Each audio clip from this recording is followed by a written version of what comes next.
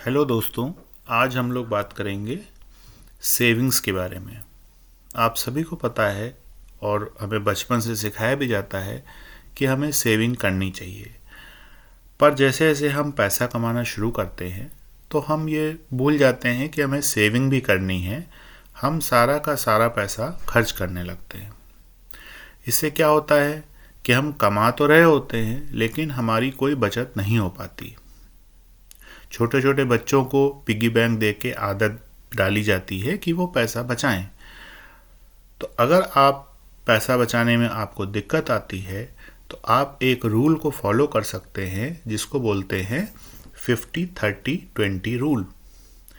50-30-20 rule क्या है कि जो भी आपका पैसा है, आप 100 रुपये कमा रहे हैं तो उस 100 रुपये में से 50% आप अपनी नीड्स पे खर्च करें। नीड्स का मतलब हुआ कि जो ज़रूरी है, जिसके बिना आप नहीं रह सकते।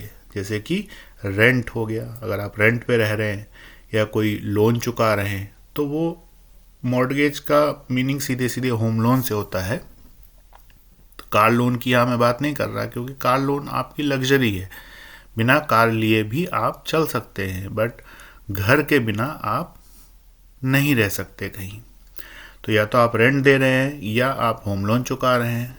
जो भी यूटिलिटीज़ हैं, बिजली पानी का खर्चा आपका जो भी है, जो भी खाने पीने का खर्चा है, राशन पानी, आने जाने का जो भी खर्चा है, जो भी दवाइयों पे खर्चा हो रहा है, तो ये सब क्या होती हैं, आपकी नीड्स होती हैं। तो 50% यानी 100 रुपये में से 50 रुपये आपको इन चीज़ों पर खर्च करना चाहिए।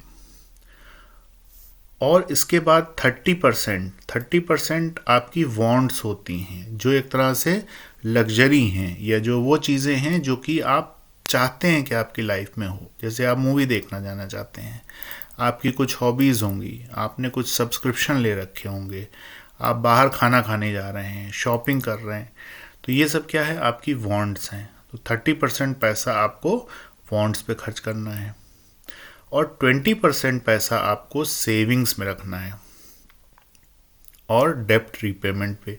जो भी आपने मान लीजिए होम लोन ले रखा है तो इस 20% में से आपने 10% प्री पेमेंट आप करने लगे ताकि आपका लोन जल्दी चुक जाए, और 10% बाकी जो बचा उसमें आपने इमरजेंसी फंड धीरे धीरे बनाया, आप इन्वेस्ट कर रहे हैं।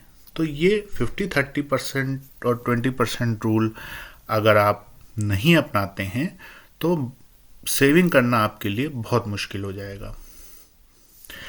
अब अगर आपका रेंट ही इतना ज़्यादा है कि आपकी सैलरी का 50% नीड्स में हो ही नहीं पाता, 50% से ज़्यादा खर्चा आपका नीड्स में ही हो जा रहा है, तो इसका मतलब है कि आपको खुद को अप स्किल करने की ज़रूरत है, अपनी स्किल बढ़ाने की ज़रूरत है, अपनी इनकम बढ़ाने की ज़रूरत है। तो अब जो 20% पैसा बचा आपका, उसको आपको क्या करना चाहिए? सेविंग बैंक अकाउंट में पड़े रहने देना चाहिए? नहीं, क्योंकि सेविंग बैंक अकाउंट में अगर वो पैसा पड़ा रहेगा तो उस पर जो इंटरेस्ट आपको मिलता है वो बहुत कम होगा। मान लीजिए पहले महीने तो आपका 20% बहुत कम लगा आपको पहली सैलरी से, लेकिन धीरे धीरे वो पैसा अगर सेविंग बैंक में ही पड़ा रहा, सेविंग अकाउंट में, तो उस पर आपको जो इंटरेस्ट मिलेगा वो बहुत कम मिलेगा। देखते हैं सेविंग अकाउंट इंटरेस्ट रेट अगर हम देखें तो जो भी private sector, public sector bank हैं उनका इंटरेस्ट रेट होता है 2.6 से 8%। कहीं कहीं 8% तक भी प्राइवेट बैंक्स देते हैं, बट जनरली ये 2.6 या 3% से ये कम ही मिलता है ज़्यादातर बैंक्स में। तो अगर आप सेविंग अकाउंट में अपनी सेविंग्स पड़े रहने देंगे तो बचत की आदत तो आपकी आ गई, लेकिन वो पैसे पे इंटरेस्ट जो मिल रहा है वो बहुत ही कम है। तो इसलिए अगर आप शुरुआत कर रहे हैं, आप म्यूचुअल फंड या और कुछ आप नहीं जानते हैं, तो सिंपली आप एक आरडी खुलवा सकते हैं। आरडी क्या होती है?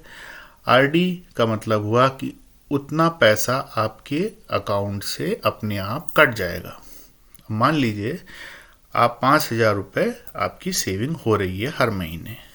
अब आपने वो पैसा, एक स्टैंडिंग इंस्ट्रक्शन आपको सेट करना पड़ेगा आरडी के लिए। आरडी जैसे ही आप खुलवाएंगे तो जैसे ही सैलरी आई आपकी सेविंग उसमें से कट गई और अलग जमा हो गई। उससे फ़ायदा क्या हुआ कि अब आप वो पैसे को खर्च नहीं कर सकते। पहले सैलरी आते ही आपको सेविंग कर लेनी है और बाकी जो पैसा बचा 70% उसको आपको खर्च करना है उस तरह से कि भाई 50% हमारा नीड्स में जाए और 30% हमारा वांट्स में जाए। अब मान लीजिए 5,000 रुपये ही आप अगर इन्वेस्ट करते हैं, आरडी में कटने लगते हैं, एक सेविंग की हैबिट आ गई, तो साल भर में क्या होगा, आपके आराम से 60,000 रुपये जुड़ जाएंगे।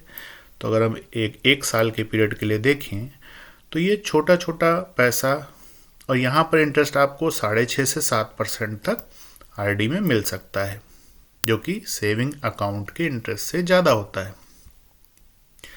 अब ये 2,000 रुपये आपको इंटरेस्ट मिल गया एक साल में। अब मान लीजिए आपको ज़रूरत नहीं है तो आपने इसको पड़ा रहने दिया, इसको आपने रिन्यू करा लिया।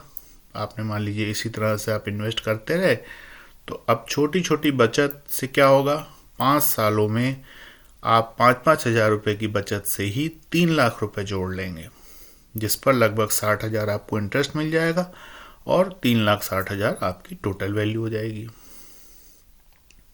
अगर आपको और कुछ नहीं समझ में आता, आपने एक आरडी खुलवा ली, और आरडी मैक्सिमम आपकी 10 साल तक के लिए खुल सकती है। अब ये मंथली इन्वेस्टमेंट आपकी एक आरडी चल रही है 5,000 रुपये की, और देखते ही देखते 10 सालों में 8,68,512 रुपये जमा हो जाएंगे, जो कि आपको पता भी नहीं चला आपकी सेविंग से। आपको आपकी सैलरी बढ़ी, आपने एक आरडी और खुलवा दी, फिर एक आरडी और खुलवा दी। तो आरडी का फ़ायदा यही है कि आप बचत करना सीखते हैं। इसी तरह आपको मान लीजिए कोई बोनस मिल गया, 1 लाख रुपए आपको बोनस मिल गया, उसको आपने एफडी करा ली। तो एफडी पे क्या होगा, आपको 7% उतना मिलता है। तो 10 साल इसकी भी मैक्सिमम पीरियड है, तो 10 सालों में आपका जो पैसा है वो ऑलमोस्ट डबल हो जाएगा। ठीक है, तो आरडी और एफडी एक बहुत ही स्टार्टिंग लेवल का इन्वेस्टमेंट है।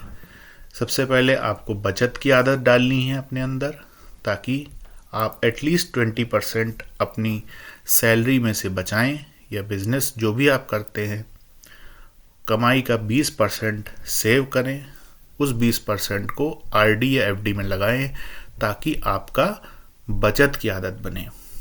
और एक बार आपकी बचत की आदत बन गई, तब फिर आप और दूसरे इन्वेस्टमेंट तरीके देख सकते हैं जो कि कम रिस्की हों, और उनमें आरडी और एफडी में जो 6.5-7% का रिटर्न मिल रहा है उससे ज़्यादा का रिटर्न मिले। तो मुझे लगता है आपको ये बात समझ में आ गई होगी। धन्यवाद।